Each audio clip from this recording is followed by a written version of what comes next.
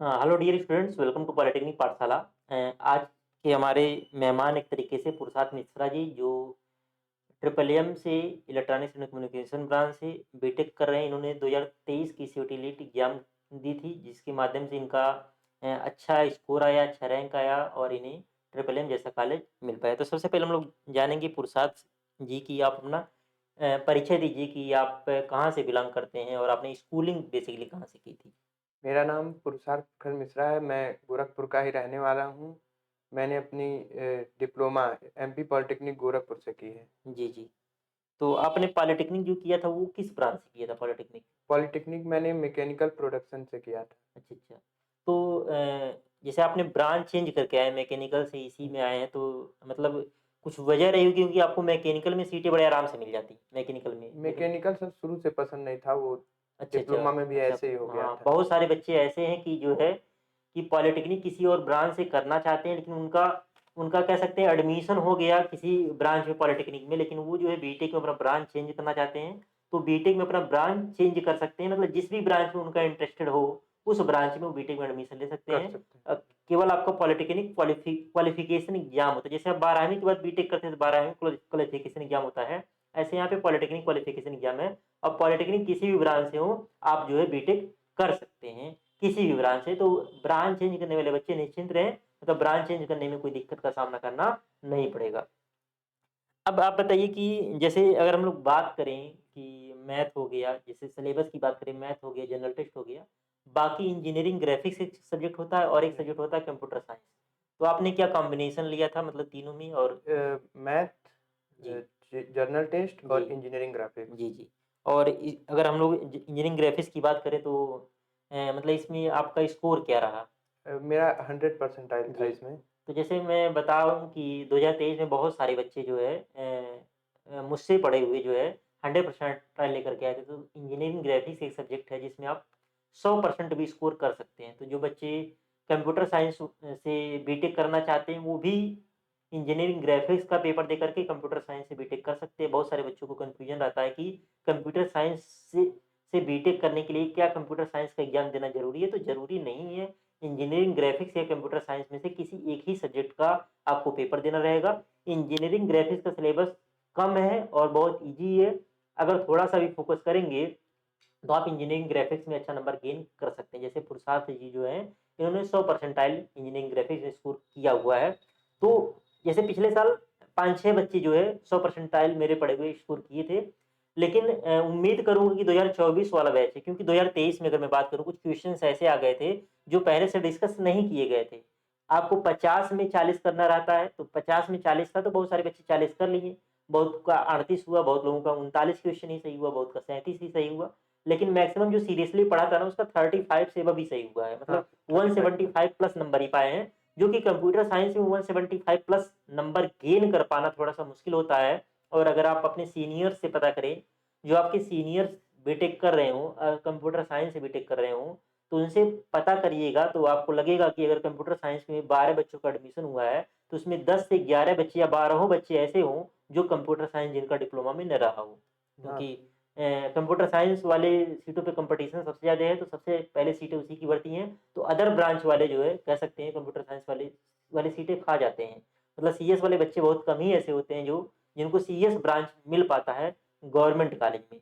जैसे पुरुषार्थ जी का जो है इंजीनियरिंग ग्राफिक्स में 100 परसेंटाइल था, तो इनका जो है ट्रिपल एम में एडमिशन दिलाने में अगर मैं बात करूँ, तो मुझे लगता है इंजीनियरिंग ग्राफिक्स का इंजीनियरिंग ग्राफिक्स की वजह हाँ, से ही हुआ। इंजीनियरिंग ग्राफिक्स की वजह से ही इनका एडमिशन हुआ, क्योंकि इनका मैथ और अगर मैं बात करूँ इनका जो है जनरल टेस्ट और मैथ की अगर मैं बात करूँ, तो दोनों में इनका 100 नंबर से कम ही था शायद, दोनों में, मतलब 100 जनरल था, टेस्ट। एक में 100 था हाँ और एक में 100 हाँ, था। एक में 100 से कम था।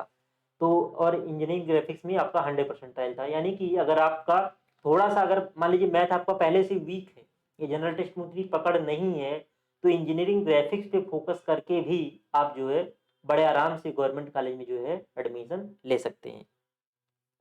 और अगर मैं बात करूँ इंजीनियरिंग ग्राफिक्स से आपने मतलब केवल पॉलिटेक्निक पाठशाला का कंटेंट पढ़ा था कि और भी नहीं कोई नहीं, चीज़ फॉलो की था आपने? पॉलिटेक्निक पाठशाला की जो वीडियो थे, पहले जी, वीडियो जी। लेक्चर, जी, जी। उनको एक बार देखे। जी, जी। फिर एमसीक्यू जो आप कराए थे जी, जी। उसको देखे, और रचना सागर का एमसीक्यू जी, जी, जी। उसको रट गए। जी, जी।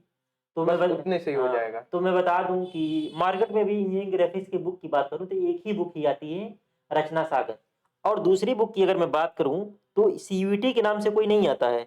अगर दूसरी बुक अगर आपको पढ़नी है तो एनसीईआरटी पढ़िए, क्योंकि मैं जो इंजीनियरिंग ग्राफिक्स बच्चों को पढ़ाता हूँ, ये एनसीईआरटी से पढ़ाता हूँ। तो क्वेश्चन मान के लिए आपके 75% रचना सागर से मिल जाएँगे, मतलब जो रटने वाले क्वेश्चन हैं। लेकिन कुछ जो कॉन्सेप्ट बेसिस क्वेश्चन होते हैं, जो फिगर बेसिस क्वेश्चन होते हैं, वो आपको एनसीईआरटी में मिलेंगे। क्योंकि मैं एनसीईआरटी पढ़ाता हूँ, तो वहाँ पे मैं देखता हूँ जो पीवाईक्यू में देख रहा था अभी, तो उसमें देख रहा था कि जो बुक है ना, बुक का एक-एक लाइन वहाँ पे क्वेश्चन बना हुआ था। तो एनसीईआरटी का बुक मतलब अगर अगर मुझसे पढ़ रहे हैं तो मैं एनसीईआरटी आपको पढ़ा ही रहा हूँ। तो अगर आपको बढ़िया से पढ़ना, क्योंकि रचना सागर अगर आप वैसे पढ़ेंगे, बिना कहीं से पढ़े हुए डायरेक्ट सेल्फ स्टडी करेंगे, तो समझने में दिक्कत होगी। क्यों? क्योंकि आपको इंजीनियरिंग ग्राफिक्स का बेसिक्स पता नहीं रहता है, क्योंकि वो फिगर के फॉर्म में होता है, बहुत ज़्यादा थियरी रहती नहीं उस तरीके से कि आप चीज़ों को समझ पाएँ। तो अगर आप मुझसे पढ़ रहे हैं, तो इंजीनियरिंग ग्राफिक्स रचना सागर वाली बुक है, ठीक भी है, तब भी ठीक है, अगर नहीं है, तब भी आपको बुक लेने की ज़रूरत नहीं है। हम आपको जो है पूरा का पूरा कंटेंट अवेलेबल करवाएँगे कि आपको जो है कहीं इधर-उधर बुक के लिए इंजीनियरिंग ग्राफिक्स में खास करके भटकना नहीं पड़ेगा। और बाकी अगर मैं बात करूँ इंजीनियरिंग ग्राफिक्स आपने वहाँ से क्लियर कर लिया, बुक के बारे में इन्होंने बता दिया, इन्होंने किस बुक को फ़ॉलो किया था। तो जो बच्चे सेल्फ से ही पढ़ना चाहते हैं, ओनली सेल्फ स्टडी करना चाहते हैं, वो 2 बुक फ़ॉलो कर सकते हैं इंजीनियरिंग ग्राफिक्स के लिए। 1 बुक सफिशिएंट नहीं होगा नहीं, केवल। लेकिन लेकिन अगर पहले नहीं पढ़े होंगे, हाँ, तो फिर उनको वीडियो एक बार कंसेप्ट लेना पड़ेगा। जी, जी। बिना उसके बुक से रट के सिर्फ तो हाँ, भूल हाँ। जाएगा। हाँ, रट करके, क्योंकि मतलब ना कि जैसे फिगर वाली चीज़ें होती हैं ना, एकदम सारी चीज़ें एकदम डाटा नहीं होती, फिगर से रिलेटेड होती हैं, तो अपने से समझने में दिक्कत होती है थोड़ी-सी। मैकेनिकल वाले बच्चे थोड़ा-सा समझ सकते हैं, बाकी अदर ब्रांच वाले बच्चों को ज़्यादा दिक्कत होगी, अगर वो सेल्फ से पढ़ते हैं तो। और जो बच्चे नहीं, उनको सेल्फ से ही पढ़ना है, सेल्फ से ही पढ़ना है, उनको मैं सजेस्ट करूँगा कि वो 12वीं की जो है ये एनसीईआरटी की बुक आती है, आप किसी भी अमेज़न, फ्लिपकार्ट पे सर्च करेंगे, आप सर्च करिए इंजीनियरिंग ग्राफिक्स सीबीएसई क्लास 12 आप सर्च करेंगे, आपको बुक मिल जाएगा। 1 या 2 बुक कोई आता है, 1-2 राइटर का मिलेगा, आप उसको ले लीजिए। आप उसको लेकर के वहाँ से बेसिक्स क्लियर कर सकते हैं और एमसीक्यू प्रैक्टिस करने के लिए रचना सागर को फ़ॉलो कर सकते हैं, क्योंकि रचना सागर में थियरी बहुत ज़्यादा नहीं दिया हुआ है। एमसीक्यू तो दिया हुआ है, ठीक-ठाक दिया हुआ है, लेकिन थियरी बहुत ज़्यादा नहीं दिया हुआ, तो थियरी पढ़ने के लिए आपको जो है रचना जो है एनसीईआरटी की बुक को फ़ॉलो करना पड़ेगा, क्योंकि पूरा का पूरा क्वेश्चन एनसीईआरटी से आ रहा है। एनसीईआरटी से बाहर एक भी क्वेश्चन नहीं आ रहा, 100% क्वेश्चन जो है एनसीईआरटी के आ रहे हैं, लेकिन एनसीईआरटी में एमसीक्यू आपको नहीं मिलेगा। एनसीईआरटी से आपका कॉन्सेप्ट क्लियर होगा, जिससे आप क्वेश्चन कर पाएँगे। बाकी अगर सेल्फ स्टडी करते हैं तो बाकी अगर चाहते हैं कम टाइम में तैयारी हो पाए, तो आप कहीं से भी, अगर कहीं से भी, हम चाहे पॉलिटेक्निक पाठशाला से अदर कहीं से भी आपको मिले कंटेंट, तो वहाँ से आप लोग जो है इंजीनियरिंग ग्राफिक्स को फ़ॉलो कर सकते हैं। बाकी अगर मैं बात करूँ जो है इंजीनियरिंग ग्राफिक्स तो आपका हो गया, मैथ की अगर बात करूँ, ये जनरल मैथ टेस्ट की बात करूँ। मैथ सर सिर्फ एनसीईआरटी।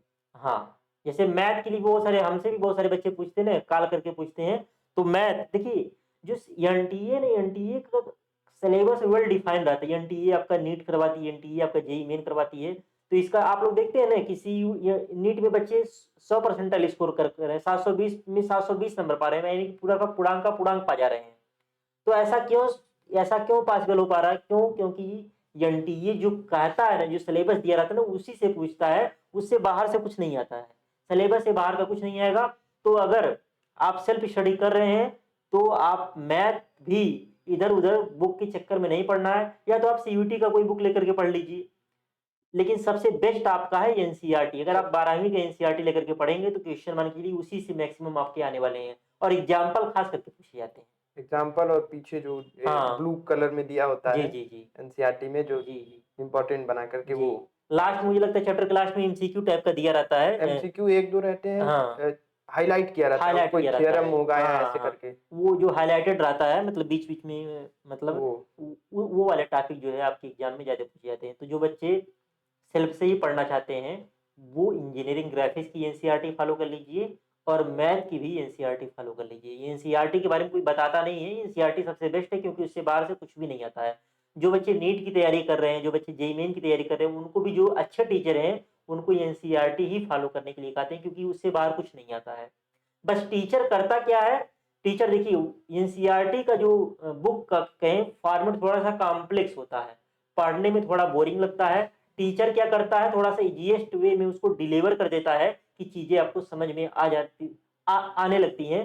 केवल टीचर का यही काम होता है कि ईज़ीएस्ट वे में डिलीवर करना। बाकी कंटेंट तो आपको बुक के फॉर्म में जो है पहले से अवेलेबल ही है। तो आप चाहें तो बुक पढ़ कर के भी अपनी तैयारी को कर सकते हैं, कि कोई कंपल्सरी नहीं है कि कहीं से आप कोचिंग पढ़ें तभी आपका सिलेक्शन होगा। सेल्फ स्टडी से भी सिलेक्शन हो जाएगा। लेकिन सेल्फ स्टडी सिलेक्शन उनका होगा, मैं एक चीज़ और कह दूँ, जिनका मैथ पहले से बढ़िया हो, क्योंकि सेल्फ स्टडी से सिलेक्शन होने में मैथ का ज़्यादा योगदान रहेगा। वहाँ पे तो इंजीनियरिंग, ग्राफिक्स वगैरह सिलेक्शन उतना नहीं हो पाएगा, लेकिन मैथ अगर आपका पहले से बढ़िया है तो मैथ में आप जो है पूरा का पूर्णांक में पूर्णांक भी आप मैथ कर सकते हैं। बाकी अगर जनरल टेस्ट की मैं बात करूँ, जैसे जनरल टेस्ट में जीके हो गया, रीजनिंग हो गया, आपका करंट अफेयर्स हो गया, और जो है अरिथमेटिक वाला पोर्शन मैथ हो गया, उसके लिए क्या चीज़ सही रहेगा? उसके लिए सर तमाम कई यूट्यूब चैनल हैं जो जी, कि जी। सीयूईटी के लिए ही पढ़ाते हैं, उतना ही पढ़ना है। उसमें सबसे ज़्यादा ज़रूरी प्रैक्टिस है। जी, जी।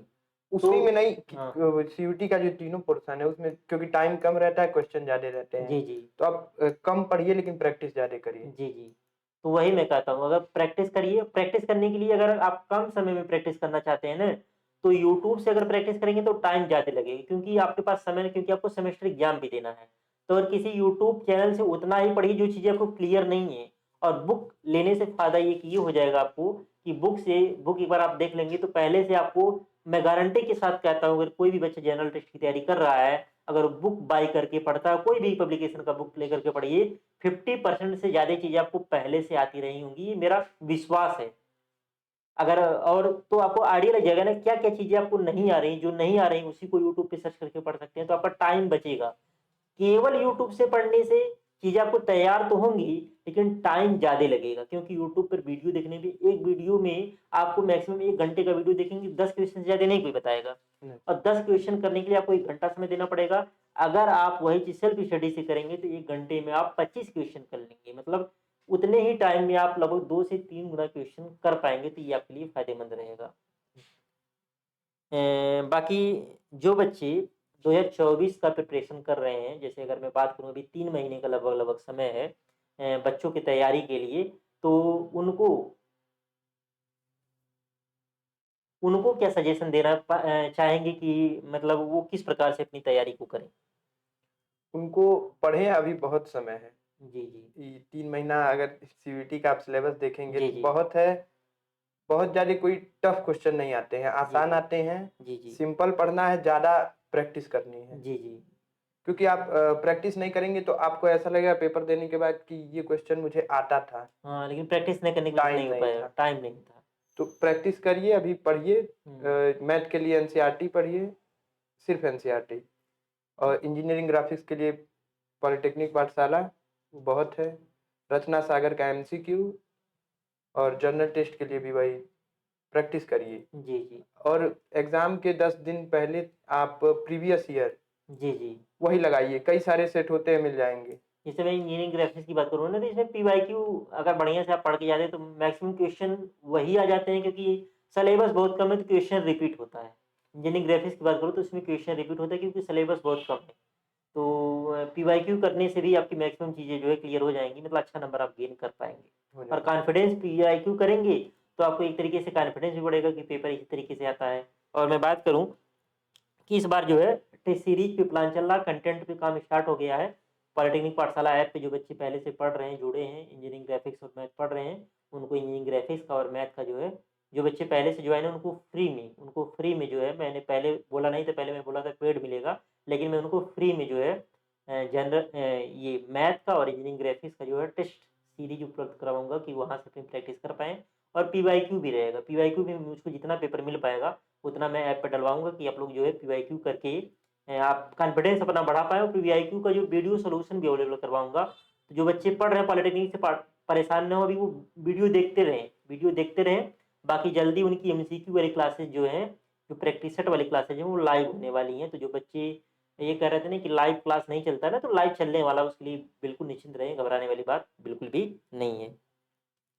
तो पुरुषार्थ जी ने अपना कीमती समय दिया, आप लोगों से रूबरू हुए, और अभी ये आपकी सीरीज़ चलने वाली है, जो बच्चे मतलब अभी आस-पास के, गोरखपुर के आस-पास के, वो उन बच्चों से ऑफ़लाइन के माध्यम से जो है इंटरव्यू सेशन चलेगा और बाकी जो बच्चे दूर से बीटेक कर रहे हैं, आईआईटी हो गया, एचबीटी हो गया, केनआईटी, बीआईटी, मतलब जो टॉप कॉलेज से बच्चे बीटेक कर रहे हैं, उनका जो है समय निकाल करके, समय की थोड़ी मेरे पास कमी रहती है, तो समय निकाल करके जब भी मुझे समय मिलेगा तो उनका ऑनलाइन इंटरव्यू सेशन होगा, जिससे जो बच्चे 2024 की तैयारी कर रहे हैं उनके लिए एक मोटिवेशन मिल पाए और उनका एक कॉन्फिडेंस बढ़ाने में भी हेल्पफुल होगा कि और सीनियर से अपने कंपैरिजन कर पाएँगे कि उन्होंने जब इतने कम समय में अपनी तैयारी अच्छे तरीके से कर लिया, तो हम भी कर सकते हैं। मतलब ये संभव है, कम समय में तैयारी करके जो है अच्छे कॉलेज से बीटेक कर पाना, ये संभव है। अभी कुछ बच्चों से ऐसे भी मिलाऊँगा मैं जो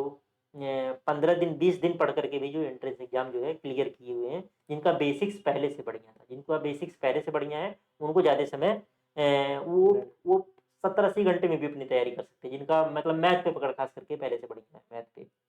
तो धन्यवाद पुरुषार्थी जी इतना समय देने के लिए। धन्यवाद।